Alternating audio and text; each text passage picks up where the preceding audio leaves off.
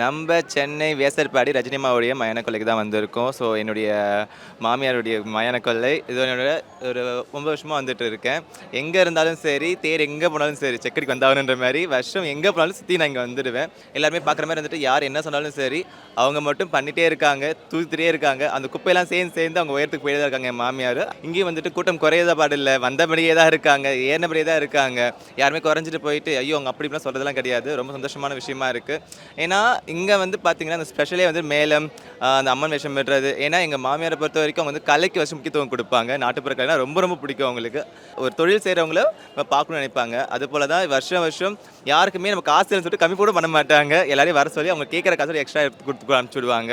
அதே போல தான் அன்னதானம். அவங்க கொடி கட்டின நாள்லேருந்து கொடி அவுக்க போற வரைக்கும் ஃபுல்லாவுமே வந்துட்டு 3000, 4000 பேருக்கு ஒரு நாளைக்கு அன்னதானம் போட்டுட்டு இருக்காங்க. ஸோ யார் வேணாலுமே வந்து சாப்பிடலாம். இவங்க தான், அவங்க தான் இல்ல. எல்லாருமே வந்து சாப்பிட வரலாம்.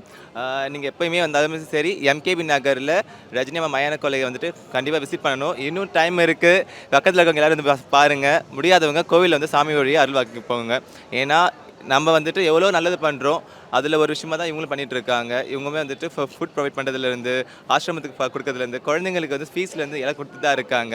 பார்க்குறவங்க வேணா தெரியல, அவங்க பலபலன்னு இருக்காங்க. அவங்க உடம்புல அவ்வளோ பிரச்சனை இருக்கு, அவ்வளோ கஷ்டத்துல இருக்காங்க. இந்த வருஷம் அவங்களால வந்து வேஷம் போட முடியாம, என்னுடைய அண்ணாவுக்கு அவங்களுடைய பையன் என்னுடைய அண்ணா, அவங்களுக்கு வந்து வேஷம் போட போறாங்க. அதுக்கப்புறம் ஃபுல்லா அவங்க தான் பார்ப்பாங்க. கோவில் எல்லாமே எடுத்து பண்ணுவாங்க.